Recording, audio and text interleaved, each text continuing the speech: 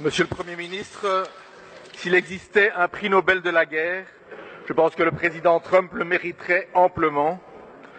Et le dernier baril de poudre qu'il a allumé sur cette planète, c'est la reconnaissance de Jérusalem comme capitale d'Israël et la décision d'y mettre l'ambassade américaine.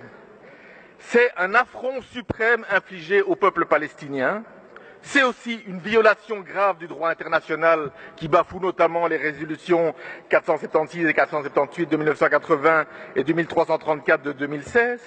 Et c'est un encouragement à intensifier encore plus la colonisation, y compris justement à Jérusalem-Est.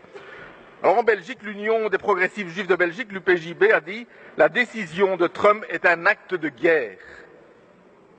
La réaction du gouvernement, la vôtre, Monsieur le ministre, je ne sais pas, j'ai pas vu de réaction. Celle du ministre Renders, tout ce qu'il a trouvé à dire, c'est regrettable.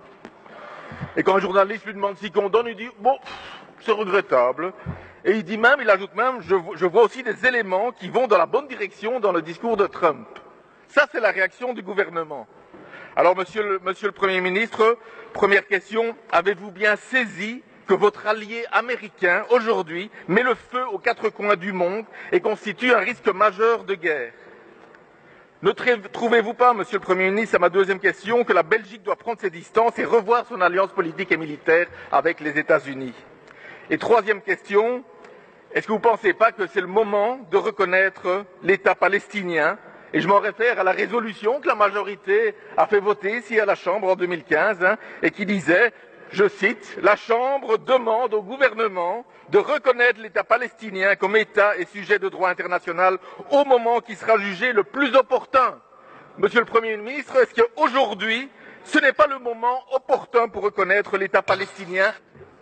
Il se passe que Israël aujourd'hui est le principal, voire le seul État qui pratique encore la colonisation et l'apartheid dans le monde. Pour rappel, pour mettre fin à l'apartheid en Afrique du Sud, qu'est-ce qu'on a fait? On a appliqué des sanctions économiques contre ce pays. C'est grâce à ça qu'on est parvenu à mettre fin à l'apartheid en Afrique du Sud. Et c'est dans ce cadre-là que mon collègue Raoul Edebo et moi-même avons déposé une proposition de résolution prévoyant des sanctions à l'égard de la politique de colonisation d'Israël. Je pense qu'aujourd'hui, Monsieur le Premier ministre, si on veut vraiment que la colonisation cesse dans ce pays, il n'y a pas d'autre alternative que de faire comme on a fait vis-à-vis de l'Afrique du Sud.